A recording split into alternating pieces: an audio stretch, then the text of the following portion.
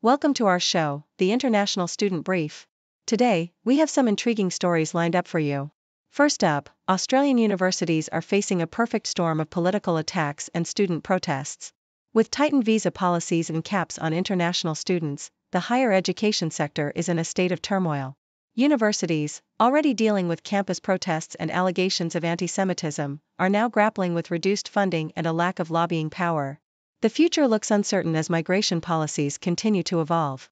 Stay tuned for more on this developing crisis.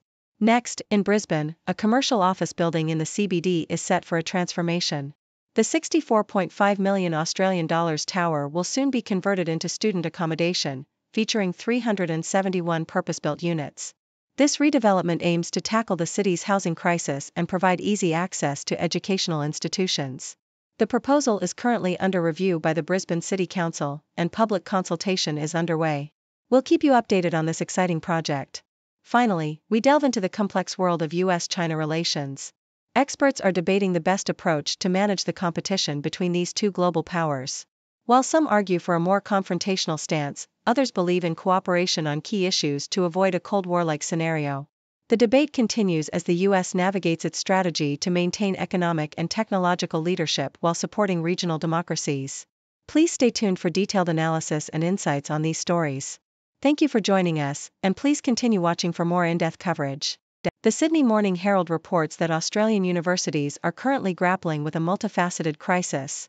Initially optimistic about potential reforms from Labor's University Accord review, these institutions now find themselves at the heart of Labor's plan to reduce migration, jeopardizing the lucrative international student fees they depend on. Simultaneously, universities face internal strife from pro-Palestinian encampments, which have sparked debates over free speech and allegations of anti-Semitism. The situation is exacerbated by the lack of political support for higher education, as politicians see no electoral advantage in advocating for universities. The federal government's decision to cut migration by capping international student numbers further threatens the financial stability of these institutions, leading to fears of a funding black hole and potential retrenchments. In another report by the Sydney Morning Herald, a CBD office building in Brisbane is set to be converted into student accommodation. The building at 150 Charlotte Street, previously housing tenants like the Australian Passport Office and Boeing Defence Australia, was sold for $64.5 million in April. The new owner, Sumner Innovate, plans to transform the tower into 371 purpose-built student units, a move aimed at addressing Brisbane's housing crisis. Town planning firm Urbis, representing Sumner, emphasized that this adaptive reuse would provide much-needed student housing quickly and sustainably. The building's proximity to several educational institutions and public transit makes it an ideal location. However, the proposal will undergo public consultation due to the significant change in the building's primary use. Foreign Affairs features an article by Rush Doshi critiquing the Biden administration's China policy as analyzed by Matt Pottinger and Mike Gallagher. Doshi argues that their call for an uncompromising confrontation with China is misguided and risks unnecessary escalation. Instead, the Biden administration's strategy focuses on realistic objectives like maintaining Indo-Pacific hegemony, sustaining economic and technological leadership, and supporting regional democracies. This approach involves strengthening alliances, investing domestically, and managing competition to avoid runaway escalation. Doshi contends that betting on the collapse of the Chinese Communist Party is unwise and that a more sustainable strategy involves tactical reassurance and clear communication to manage risks. The administration's actions, such as semiconductor export controls and military alliances, reflect a balanced approach to counter China's ambitions without provoking an existential conflict. Associated Press, a University of Florida research employee and several students have been implicated in a complex, multi-million-dollar scheme to illegally ship biochemical samples, including dangerous drugs and toxins, to China. The scheme, which spanned 7 years, involved the fraudulent purchase of thousands of biochemical samples that were delivered to a campus lab and then illicitly shipped abroad. Among those involved was Nongnong Letitia Zhang, the president of UF's Chinese Students and Scholars Association. Zhang, who has been notified by a federal prosecutor that she is the target of a grand jury investigation, claims she was deceived and victimized by the scheme's organizers.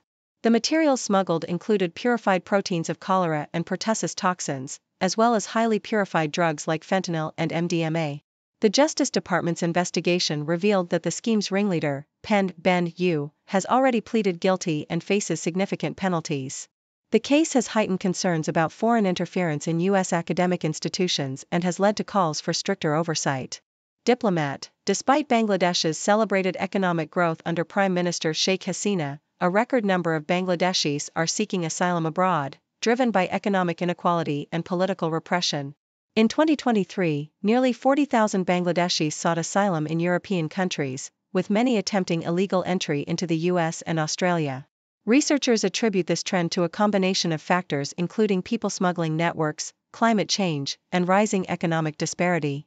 Political persecution has also become a significant driver, with opposition leaders and government critics fleeing the country to escape judicial cases and state violence.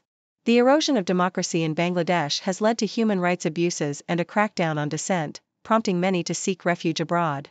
The new agreement between the UK and Bangladesh to expedite the return of failed asylum seekers underscores the broader implications of Bangladesh's internal politics on global migration patterns. Guardian. University students in the UK are increasingly skipping lectures and tutorials, citing financial difficulties, lack of motivation, and dissatisfaction with the quality of education.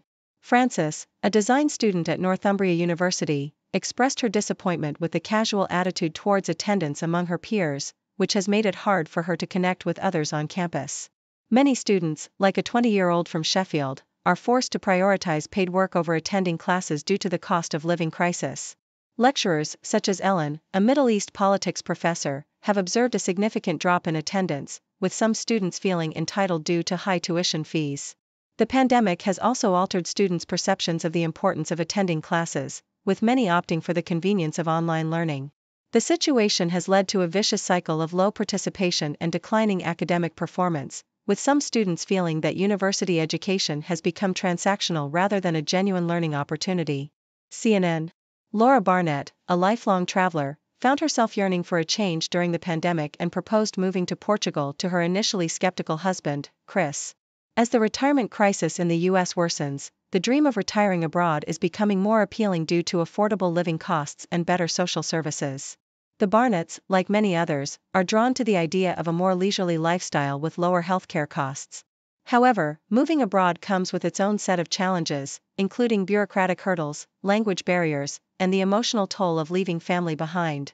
Despite these challenges, the financial benefits are significant, with the Barnetts planning to live on $3,500 per month in Portugal compared to the $7,000 they would need in the US. This trend is not unique to the Barnetts. More Americans are considering retirement abroad, with the number of Social Security recipients living outside the US increasing significantly. However, retirees must navigate complex financial and legal landscapes, and the emotional and social adjustments can be daunting. Nonetheless, many find the trade-offs worth it for a more affordable and enjoyable retirement. The Sydney Morning Herald. Australia's vocational education sector is facing a crisis as hundreds of colleges are at risk of closure due to the government's migration crackdown and proposed international student caps. Private education providers predict that about 150 vocational colleges will close in the next 2 years, with an additional 250 at risk. The government's efforts to reduce migration by tightening visa approvals for international students have led to record-high rejection rates for students from countries like India and Pakistan. This has forced some colleges to ban applications from entire continents. The Independent Tertiary Education Council Australia warns that job losses in the sector are now a daily occurrence and calls for a cohesive long-term strategy for international education. The crackdown is part of Labor's plan to cut net annual migration significantly, relying heavily on reducing international student numbers. Education Minister Jason Clare emphasizes the need to ensure quality and integrity in international education. However, the approach has been criticized as chaotic and inconsistent, with concerns that it may push the country into recession by reducing the economic contributions of international students. Thank you for tuning in. The content above showcases the latest briefing reports and analytical synopses, thoughtfully curated by the 6Do team. These insights stem from a wide array of reputable media outlets, think tanks, government sources, and specialized experts worldwide. We encourage you to explore these sources for a comprehensive perspective.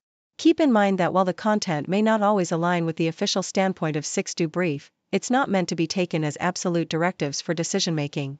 Comprising seasoned media professionals, learned scholars, and accomplished scientists, the 6Do team embodies a trailblazing, fully independent media entity. To customize 6Do Brief to meet your professional needs, you have the option to subscribe to a diverse array of briefings on our website, 6dobrief.com. Regardless of your location, you can conveniently receive 6Do Brief via email.